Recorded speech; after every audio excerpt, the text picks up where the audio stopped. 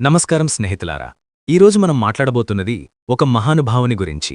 ఆయనే పోతులూరి వీరబ్రహ్మేంద్ర స్వామి. ప్రజలు ప్రేమగా బ్రహ్మంగారు అని పిలుచుకునే మహాయోగి. ఆయన జీవితం ఆధ్యాత్మికత, యోగ సాధన, సామాజిక సంస్కరణలు మరియు భవిష్యత్ జ్ఞానంతో నిండి ఉంది.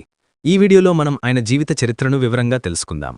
స్నేహితులారా, బ్రహ్మంగారు అంటే పోతులూరి వీరబ్రహ్మేంద్ర స్వామి. ఆయన 17వ శతాబ్దంలో జీవించిన మహాపురుషుడు. ఆయనను ఆంధ్రనాస్ట్రడామస్ అని కూడా అంటారు.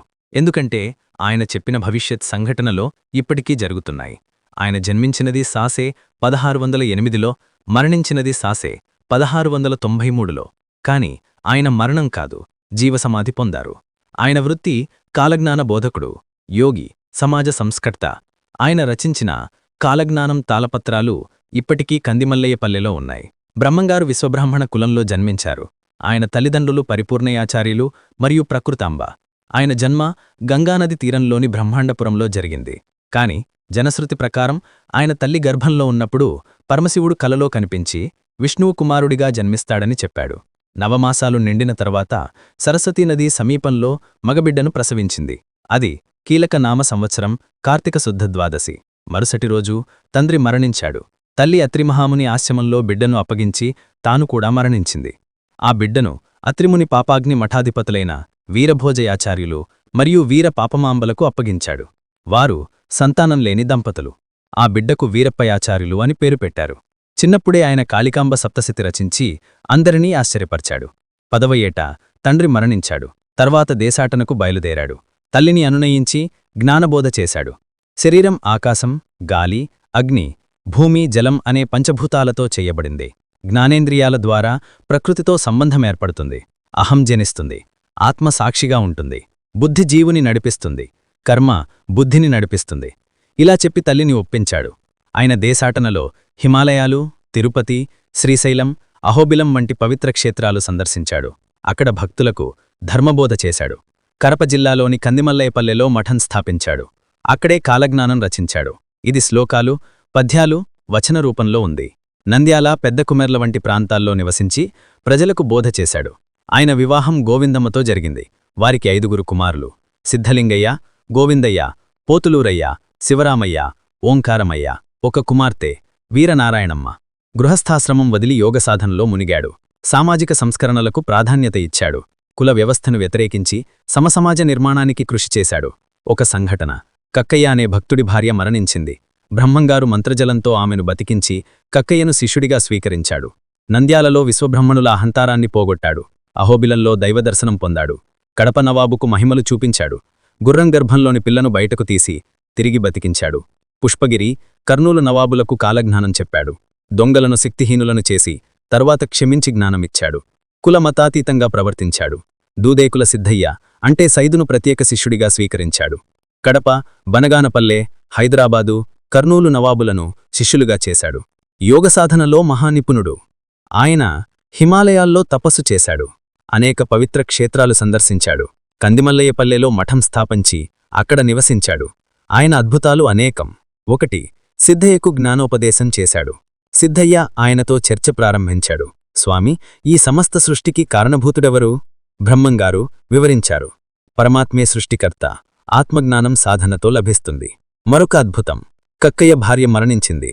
బ్రహ్మంగారు మంత్రజలంతో ఆమెను బతికించి కక్కయ్యను శిష్యుడిగా స్వీకరించాడు. నంద్యాలలో విశ్వబ్రహ్మణుల అహంకారాన్ని పోగొట్టాడు. అహోబిలంలో దైవదర్శనం పొందాడు. కడప నవాబు గుర్రం గర్భంలోని పిల్లను బతికించాడు. పుష్పగిరిలో దొంగలను శక్తిహీనులను చేసి తర్వాత క్షమించి జ్ఞానమిచ్చాడు. కులమతాతీతంగా ప్రవర్తించాడు. దూదేకుల సిద్ధయ్య అంటే సైదును ప్రత్యేక శిష్యుడిగా స్వీకరించాడు. కడప, బనగానపల్లె, హైదరాబాదు, కర్నూలు నవాబులను శిష్యులుగా చేశాడు. యోగసాధనలో రాజయోగం, హఠయోగం, జ్ఞానయోగం నేర్చుకున్నాడు. అనేక గ్రామాల్లో తిరిగి ప్రజలకు బోధ చేశాడు. ఒకసారి గోలకొండ నవాబుకు కాలజ్ఞానం చెప్పాడు. మహానందిలో మహిమలు చూపించాడు. ఆయన అద్భుతాలు ప్రజలను భక్తిలో ముంచేస్తాయి. గత జన్మలు: ఆయన అనేక బ్రహ్మకల్పాల్లో జీవించాడు.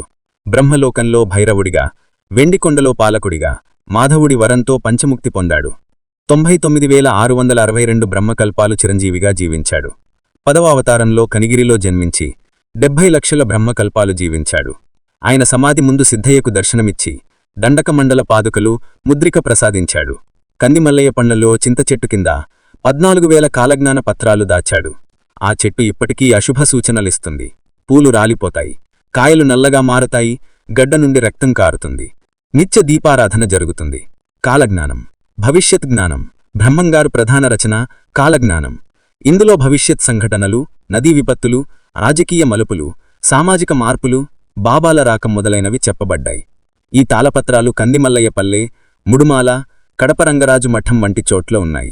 ఆయన చెప్పినవి ఇప్పటికీ జరుగుతున్నాయి. ఉదాహరణకు హరిహరరాయల నుంచి రామరాయల వరకు చరిత్ర అంతమవుతుందని చెప్పాడు. తన మరణానికి 175 సంవత్సరాల తరువాత తిరిగి వస్తానని చెప్పాడు. ఆయన తాను కలియుగంలో 5,000 సంవత్సరాల తరువాత శ్రీ వీరభోగ వసంతరాయులుగా అవతరిస్తానని చెప్పాడు. క్రోధ నామ సంవత్సరం మార్గశిర శుద్ధ పంచమి, పునర్వసు నక్షత్రం, కర్కాటక లగ్నంలో దక్షిణాన ధూమకేటువు పుట్టి వినాశకరమవుతుందని చెప్పాడు. శ్రీముఖ నామ సంవత్సరంలో పరిపాలన స్వీకరిస్తానని చెప్పాడు.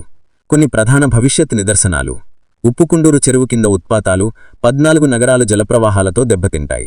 4 వర్ణాలు న్యాయం తప్పి నడుస్తాయి. పెద్ద పొగమేహం, ప్రజలు మాడిపోతారు. 5,972 సంవత్సరం, ధాట్ నామ సంవత్సరం మాఘ శుద్ధ బుధవారం, పట్టపగలు 18 పట్టణాలు దోపిడికి గురవుతాయి. కోటిదూపాటి, కొచ్చర్ల కోటల్లో కోడి మాట్లాడుతుంది. జనులు అబద్ధాలు, తప్పుడు ప్రమాణాలు చేస్తారు. విధవలు ముత్తైదువులవుతారు. కోమటి కులంలో 25 గోత్రాలు మాత్రమే నిలుచుతాయి. ఉత్తర దేశంలో ఉత్తమభేరి కోమటి మహాత్ముడు అంటే మహాత్మా గాంధీ ప్రపంచ కీర్తి పొందుతాడు. మధుర మీనాక్షమ్మ మాట్లాడుతుంది. పట్టపగలు పిడుగులు, నిప్పుల వాన పడతాయి. దక్షిణాన 5 తలల మేకపోతూ, పంది కడుపులో ఏనుగు పుడతాయి. బనగానపల్లె వేప చెట్టుకు జాజిపూలు పూస్తాయి. గుణవంతులు బనగానపల్లె చేరుకుంటారు. బనగానపల్లె నవాబు కొంతకాలం పాలన చేస్తాడు. అద్దంకి నాంచారమ్మ మాట్లాడుతుంది. గోలకొండ నుంచి 2 పిల్లలు పట్టణం ఏలుతారు. మహానంది మరుగులో మహిమలు చూపిస్తారు. నా రాకముందు 4 నిలువుల ఎత్తు ఆజానుబాహులు వచ్చి మేమే వీరభోగ వసంతరాయులు అంటారు. నిజభక్తులు నమ్మరు, మూఢులు నమ్ముతారు. వీపు వింజామరలు, అరికాలు తామర పద్మం కలిగినవారు వస్తారు. కందిమల్లయ్యపల్లెలో నవరత్న మండపం నిర్మాణం పల్లె పట్టణంగా మారుతుంది. కాంచికామాక్షమ కన్నీరు చూస్తుంది. ఆవు కడుపులో దూడ బయట కనిపిస్తుంది. పిల్లలు లేని స్త్రీలకు పిల్లలు పుడతారు. కృష్ణా గోదావరి మధ్య మహాదేవుడు జన్మించి శైవుడైనా అన్ని మతాలు గౌరవిస్తూ గుళ్ళు, గోపురాలు నిర్మిస్తాడు. గ్రామదేవతలు ఊగిసాలతాను. కాశీ, కుంభకోణం, గోకర్ణ క్షేత్రాలు తగ్గిపోతాయి. పట్టపగలు నక్షత్రాలు కనిపిస్తాయి. ఉత్తరాన భూకంపాలు, దక్షిణాన వరదలు. హరిహరరాయలు, రామరాయలు పాలన అంతమవుతుంది. ముస్లిం రాజులు వస్తారు. ఆ తర్వాత శ్వేతవర్ణులు అంటే బ్రిటిష్ వారు పాలిస్తారు. ప్రజలు ధర్మం మరచి అన్యాయాలు చేస్తారు. స్త్రీలు పురుషులు సమానులవుతారు. యంత్రాలు, మోటార్లు, విమానాలు వస్తాయి. ఈ భవిష్యత్వానులు ఇప్పటికీ చర్చానీయమస్యాలు. ఉదాహరణకు మహాత్మాగాంధీ గురించి చెప్పినట్లు ప్రజలు విశ్వసిస్తారు. ఆయన కాలజ్ఞానం సాంద్ర సింధువేదమనే పేరు, జీవసమాధి మరియు వారసత్వం. బ్రహ్మంగారు సాసే 1693లో కందిమల్లేపల్లెలో జీవసమాధి పొందారు. వైశాఖ శుద్ధ దశమి ఆదివారం మధ్యాహ్నం 2:30 సమాధి తర్వాత కూడా సిద్ధయ్యకు దర్శనమిచ్చారు. ఆయన మఠం ఇప్పటికీ తీర్థక్షేత్రం. ఆయన జీవితం ఆధ్యాత్మిక జ్ఞానం, సామాజిక న్యాయం యొక్క మార్గం చూపిస్తుంది. ఆయన వారసత్వం: ఆయనపై శ్రీమద్ విరాట్ వీరబ్రహ్మేంద్ర స్వామి చరిత్ర వంటి చిత్రాలు వచ్చాయి. ఆయన తత్వాలు ఇప్పటికీ ప్రజలను ప్రభావితం చేస్తున్నాయి. బ్రహ్మంగారి మఠం సందర్శించి ఆశీర్వాదాలు పొందవచ్చు. ఆయన జీవితం మనకు భక్తి, జ్ఞానం, సమానత్వాన్ని నేర్పుతుంది. మీకు ఈ వీడియో నచ్చినట్టయితే లైక్ చేసి మరిన్ని వీడియోస్ కోసం మన ఛానల్ని సబ్స్క్రైబ్ చేసుకోండి. ధన్యవాదాలు.